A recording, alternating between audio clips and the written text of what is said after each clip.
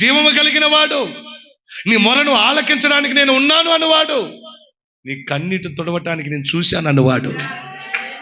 ఇప్పటికీ అలాంటి సజీవుడు ఉండాలి.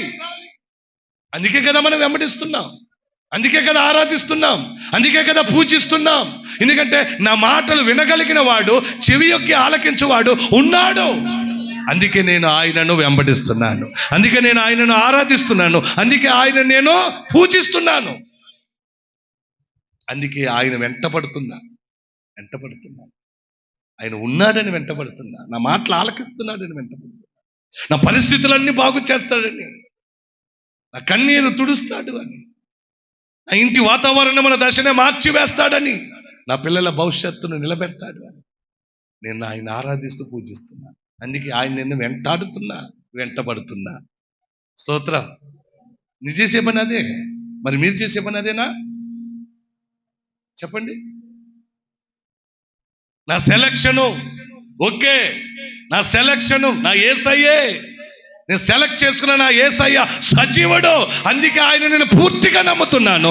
నా దేవుడు పరలోక రాజ్యమును నాకు చేర్చి, నాకు ఆయన ఒక నివాసమునిచ్చి ఆయనతో ఉంచుకొని యుగ యుగములో ఆయనతో గడపగలిగిన శక్తిని ఇచ్చేవాడు ఆయన.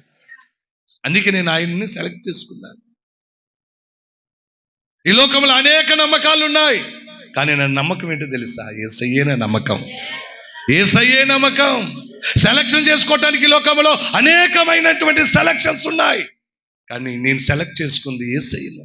ఎందుకంటే ఆయనే జీవాధిపతి, ఆయనే ఆ మార్గము, అక్కడికి తీసుకువెళ్ళే మార్గము, పరలోకానికి చేర్చే మార్గము. మార్తా మరియా, పునరుద్ధానమును నేనే, జీవమును నేనే, నా యందు చదవండి. యోహాను సువార్త 11వ అధ్యాయము చదవండి.